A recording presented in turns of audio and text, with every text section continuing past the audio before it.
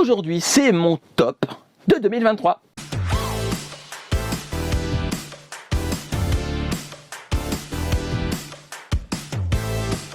Graouh les gens, vous allez bien? C'est les Gauchis. Et les Gauchis, on se retrouve aujourd'hui pour une vidéo de mon top. Voilà, hier c'était le flop, aujourd'hui c'est le top. Alors, le top 2023, petit disclaimer de début. J'ai pris que des mangas qui étaient sortis en 2023. Autant pour les flops, je ne pouvais pas, parce qu'en fait il n'y en avait qu'un sorti en 2023. Mais là, je pouvais clairement le faire. Voilà, donc c'est que des nouveautés 2023 dans mon top, parce que je privilégie les séries sorties en 2023. Et deuxièmement, comme d'habitude, c'était purement subjectif cette vidéo. Hein. C'est mon top à moi de personnalisation de moi-même. Et du coup, voilà, on y va, c'est parti. Et puis, let's go, c'est parti. Puis on y va, c'est parti. Ça fait 3 fois que je dis c'est parti, on va y aller du coup. On va commencer avec le manga Lethal Experiment. Alors, Lethal Experiment, c'est un manga en huis clos, un peu... j'allais dire saut, c'est pas saut, c'est juste du truc en huis clos, où c'est un survival game en huis clos. Voilà, tout simplement. Et c'est un manga que j'adore.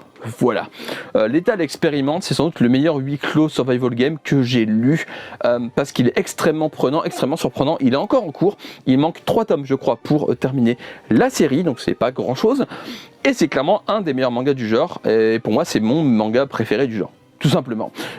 C'est très prenant, la tension est très bien maîtrisée, les personnages sont quasi tous insupportables à un moment donné, mais après c'est un survival game en après c'est un survival game en huis clos, donc forcément, oui, ils sont un peu insupportables, mais je veux dire, dans ce genre de séries, même dans les séries télé et les films, c'est toujours au bout d'un moment, il y en a un qui casse les bonbons à tout le monde.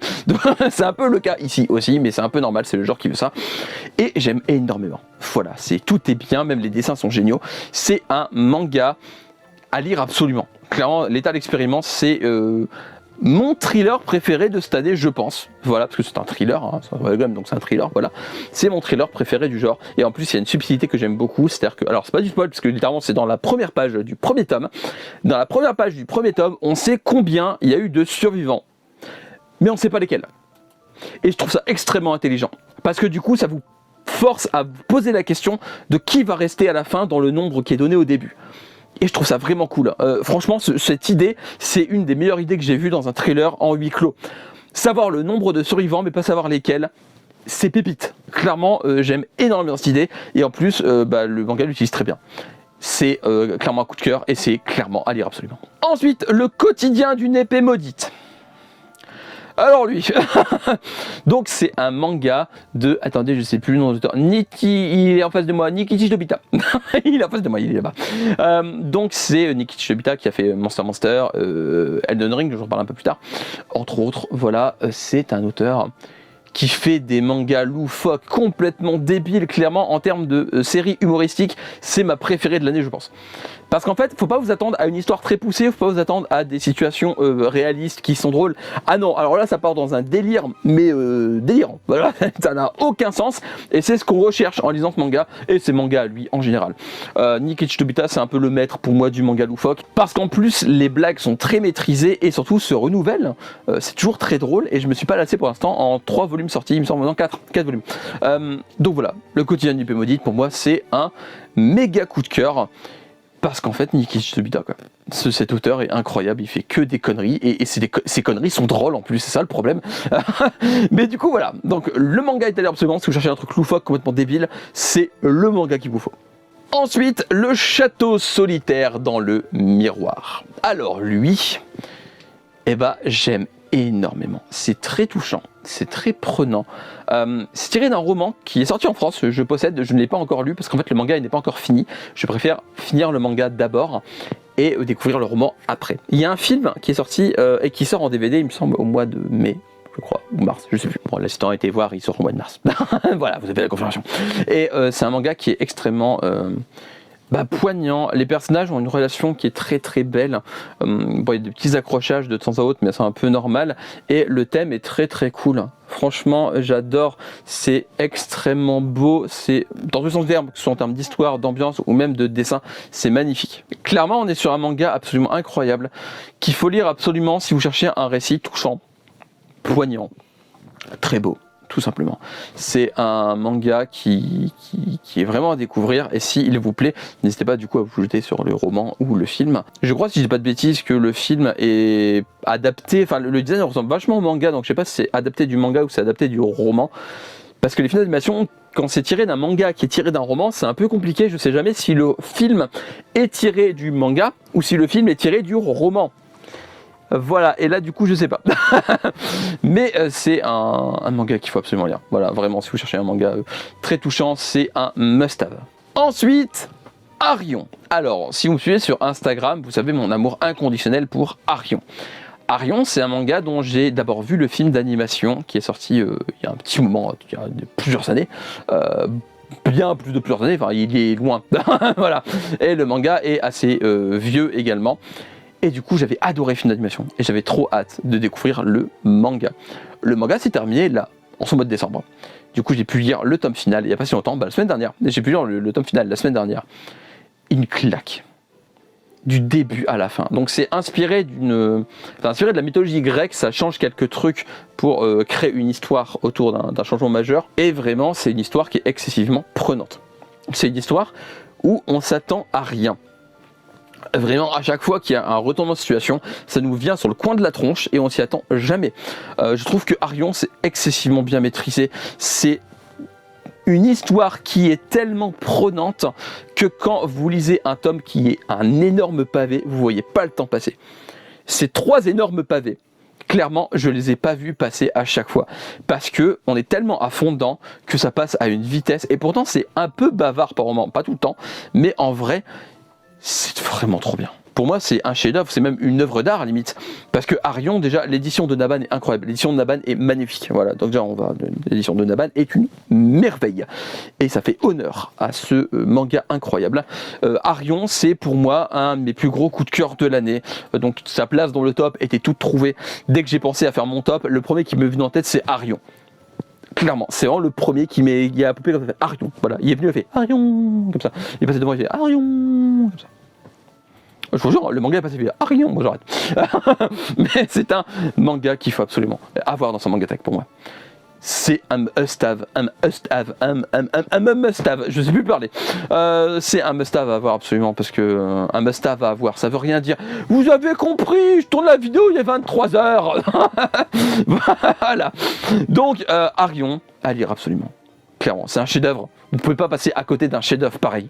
Et en parlant de chef-d'œuvre et d'œuvres d'art, le dernier de ce top avant les mentions honorables, Colette, mémoire d'une maison close. Alors j'ai fait une vidéo dessus. J'ai fait un post Instagram, c'est le cas de tous les mangas que j'ai parlé précédemment du coup. Mais clairement, Colette, mémoire d'une maison close, ça a été une énorme claque. C'est par l'autrice de Chocolat et Vanilla, Moyoko Hano. Ça se voit pas tant que ça. Par contre, ça se voit que c'est l'autrice de Sakulan. Il y a un bon côté Sakulan dedans, parce que du coup, c'est un peu le même thème, sauf que Sakulan, c'est les courtisanes du Japon, et Colette, c'est les... c'est dur de dire un mot, les filles de joie du Paris des années 20. Ça va comme ça. Et du coup, c'est un manga qui parle du coup de maison close, hein, mais qui n'est jamais vulgaire gratuitement. Les scènes un peu osées, elles sont pas si fréquentes que ça, et elles servent toujours le scénario, le propos, et ça sert à l'évolution des personnages. Et c'est un truc que j'aime énormément dans Colette, c'est que ce n'est jamais gratuit. C'est un manga qui prend au trip, c'est un manga qui est excessivement prenant. Pareil, c'est un énorme pavé, et il est extrêmement rapide à lire. Bon, rapide entre guillemets. Pour la taille du pavé, c'est rapide, on va dire ça comme ça, parce que c'est quand même un sacré pavé, donc du coup, d'habitude un manga je le lis en quoi, 25-30 minutes, j'ai mis 1 heure. Voilà, donc le double pour un gros pavé, ça va. C'est pas non plus excessif. Et j'ai adoré. Voilà, c'est vraiment une histoire incroyable qui pousse à réfléchir, qui en plus apprend des choses, parce que clairement on apprend des choses sur l'époque, sur les maisons closes. C'est un manga qui est à la fois instructif, à la fois passionnant, à la fois prenant. Les personnages sont incroyables. Colette est un personnage vraiment très touchante et qu'on adore suivre. C'est un manga qu'il faut absolument posséder, c'est tout. Enfin voilà, lisez-le, c'est tout, voilà. Vous avez compris, faut le lire. On va passer aux mentions honorables. Alors pour changer complètement de registre, Windbreaker. Alors Windbreaker c'est un furio, donc c'est de la baston pure et dure. Donc c'est un manga de baston dans la lignée des mangas de baston. Enfin je veux dire c'est de la baston pure et dure entre des élèves d'une école, tout ça. Et c'est incroyable. Voilà, clairement c'est pour moi un des meilleurs mangas dans le genre. C'est un manga qui m'a tout de suite plu dès les premières pages, et en plus le personnage de Sakura est vraiment trop cool. Voilà, lisez Windbreaker parce que c'est un manga que vous ne pouvez pas rater si vous êtes fan de ce genre. Ensuite, Elden Ring. Alors on en parlait un peu, donc c'est une parodie d'Elden Ring, le jeu vidéo de From Software. J'ai pas aimé le jeu vidéo, j'ai adoré le manga Elden Ring. Parce que c'est Nikishi Tobita, et du coup c'est une parodie de Nikishi Tobita. Il rend Elden Ring loufoque et débile. C'est un exploit. Et en plus il le fait très bien.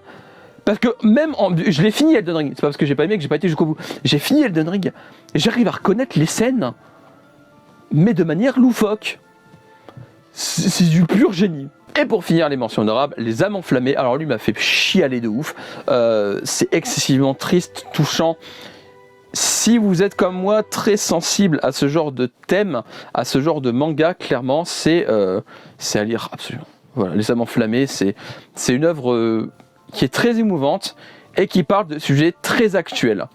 Donc clairement on ne peut pas passer à côté à mon sens.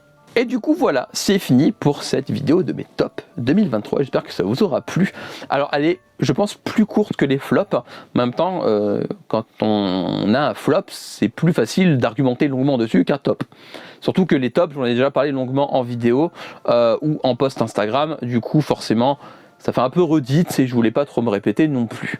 Mais vous avez un peu compris l'idée de pourquoi je les aime bien, c'est le principal je pense.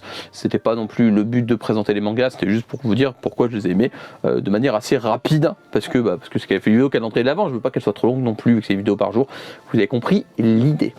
Donc n'hésitez pas à me dire votre top personnel en commentaire, juste en dessous, votre top 3, 5, 1, 56, comme vous voulez, des mangas sortis en 2023 de préférence du coup. Donc n'hésitez pas à me dire ça en commentaire juste en dessous, et comme d'habitude à liker, partager, vous abonner, activer la cloche pour ne rien rater, à me suivre sur mes différents réseaux, Instagram, TikTok, Facebook, le Discord, tout en barre d'infos du descriptif, juste en dessous, et comme d'habitude, n'hésitez pas à lire des mangas, regarder des animés, jouer à des jeux vidéo, manger des pommes. Je suis très bon les pommes. On se retrouve bientôt pour une nouvelle vidéo. D'ici là, prenez soin de vous, portez-vous bien. Je vous fais des graou les gens. À la prochaine. Bye bye. Tchou. Et tu les gauchis, encore parti en vacances, dis donc. Il est là. Tchou.